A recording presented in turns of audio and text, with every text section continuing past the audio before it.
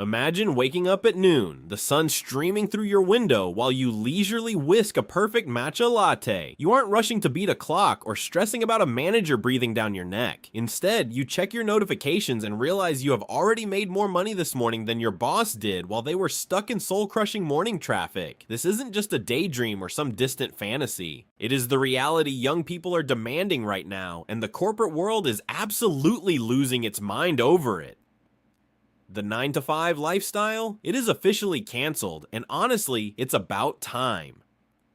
We are witnessing something much bigger than a few people quitting their jobs. This is the Great Resignation 2.0, a massive, full-blown cultural breakup with traditional employment. It is not just a passing trend. It is a revolution that has CEOs shaking in their expensive leather chairs. Why is everyone suddenly ghosting their offices? Because the old contract is broken. The idea of climbing the ladder feels like a scam when the ladder is leaning against a wall that's currently on fire. The spark for this fire started in the digital landscape we live in every day. If you have scrolled through TikTok or Instagram lately, you have definitely seen the trends that are making HR departments sweat. We are talking about the rise of quiet quitting, where you do the bare minimum required by your contract, nothing more, nothing less, to protect your sanity. Then there is the lazy girl job aesthetic. Despite the name, it's not about being lazy. It's about finding high-paying, low-stress roles that actually allow you to have a life outside of a spreadsheet.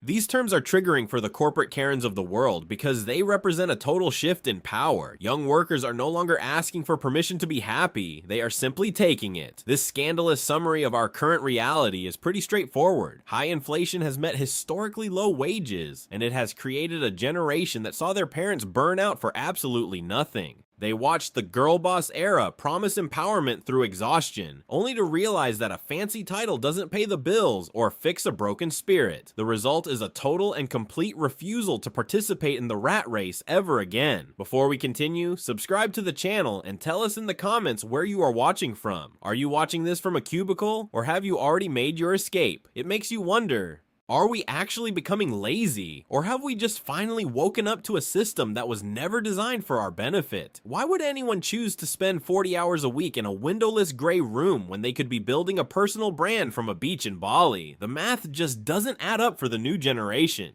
We are prioritizing mental health over corporate loyalty because we've realized that the company won't be there for us when we're exhausted and empty. But wait, this isn't just about young people being tired of the grind. There is a much juicier, much more controversial reason why the traditional office is dying. It involves some of the biggest names in business, the billionaire villains who are trying to force everyone back into those cubicles. These leaders have made some very scandalous comments that set the internet ablaze, and the backlash is unlike anything we have ever seen. There are receipts being leaked, emails being shared, and a generational war brewing that is about to change the way we look at work forever. The drama is just getting started, and the soft life movement is gaining more ground every single day. Let's dive right into the drama, because the villains of this story have been doing way too much lately. Remember when Kim Kardashian sat down for that interview and told the world that nobody wants to work these days? Talk about a read the room fail. It was the quote heard round the world, or at least around every social media feed in existence. The internet didn't just disagree, it went into a full-on meltdown. Here was a billionaire, born into wealth and surrounded by a team of assistants, telling a generation struggling with skyrocketing rent and stagnant wages that they were just lazy. The backlash was immediate and savage. It wasn't just about her though. She became the face of every out-of-touch mogul trying to gaslight a burnt-out workforce. These billionaires are trying to shame people back into the office. But the get-off-your-butt energy is falling totally flat in today's economy. Seriously, who do they actually think they are? And it's not just the top 1% making things difficult. We have to talk about the corporate Karens, those mid-level managers and hustle culture influencers who are fighting tooth and nail to keep the status quo alive.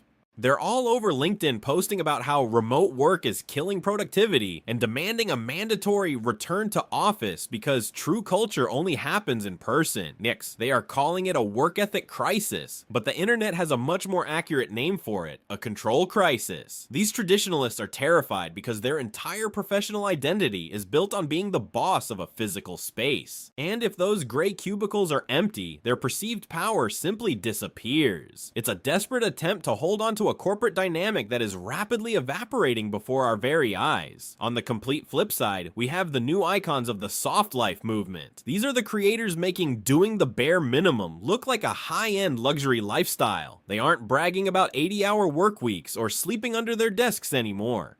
They're posting aesthetic videos of midday naps, hot girl walks during their lunch breaks, and prioritizing their mental peace over a corporate promotion. These influencers have even turned their resignation letters into viral content, filming the exact moment they hit send on that "I quit" email for thousands of followers to cheer.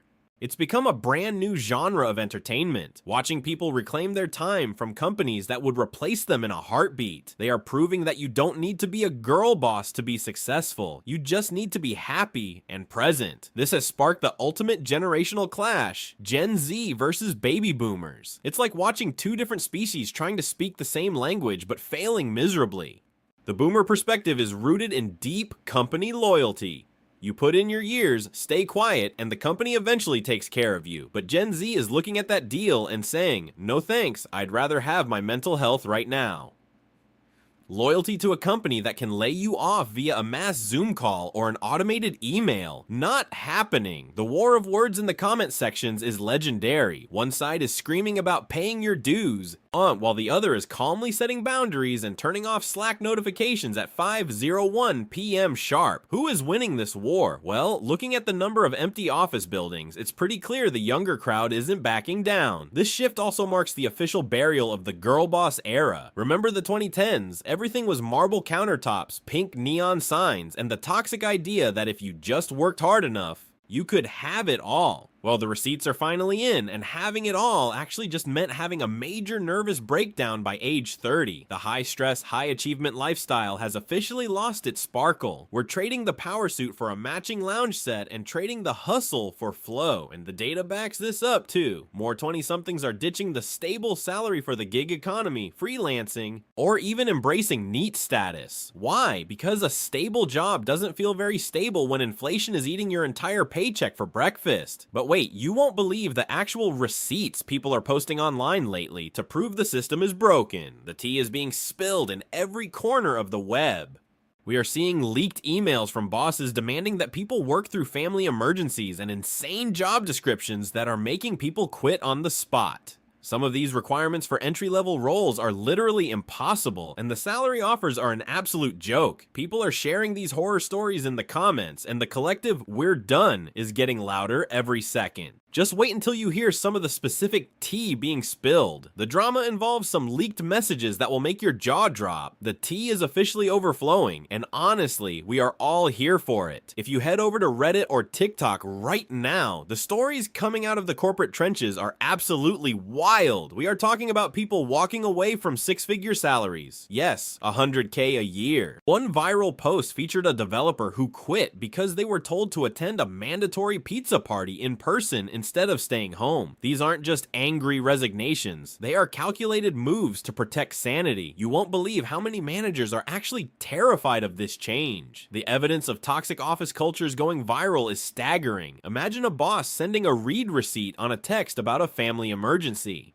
The internet is keeping the receipts, and the corporate Karens are being exposed. It's the whole world against a broken management style. Now, let's break down the lazy girl job. Don't let the name fool you. It's not about being lazy. It's about being efficient. We are seeing evidence of Gen Z workers who have figured out how to automate their tasks or work so effectively that they finish an 8-hour workload in just 2. Instead of asking for more work, they spend the other 6 hours focusing on their side hustles, their mental health, or just living their soft life. For many, it's the ultimate revenge against a system that rewards hard work with more work. Why grind to the bone when you can get the bag and still have time for a midday Pilates session? The social media reactions are sending me. People are roasting traditional jobs so hard it's become a new form of entertainment. Whenever a CEO posts a crying selfie about laying people off, the TikTok community is there with the most savage replies. We've all seen the memes. "We are a family here" actually means we will guilt trip you into working for free on weekends. The girl boss era is officially over. Every time a corporate Karen tries to defend the 9 to 5, The internet comes through with facts, logic, and sarcasm. It's a total vibe shift, and the humor is what's keeping the movement alive across our feeds. But we have to keep it real. Rumors are swirling about the dark side of this new creator lifestyle. Is the gig economy actually better, or are we just trading one bad boss for 1,000 followers and an unpredictable algorithm? Some former office workers are finding out that being your own boss means you never actually clock out. The rumors suggest that burnout in the creator world is just as real as burnout in the cubicle. It's a complicated trade-off that many are still trying to navigate. It's a huge gamble. Looking ahead, what does this mean for our physical world? Those massive gray office buildings are starting to look like expensive ghost towns. Speculation is high that we're going to see these skyscrapers transformed into luxury apartments or community spaces. It makes you wonder if the 9-to-5 will even exist in a decade. This is a massive shift that has baby boomers shaking their heads in confusion. We are witnessing the birth of a new American dream, one that isn't tied to a desk or a retirement plan that kicks in when you're too old to enjoy it. So, is this the end of the traditional job or just a temporary fever dream? The big question remains, how will we all pay the bills when the non-worker movement reaches its peak? Some say we're heading for a crisis, while others believe we're finally building a world where work fits into our lives, not the other way around. What do you think? Is the traditional job dead, or are you plotting your own escape?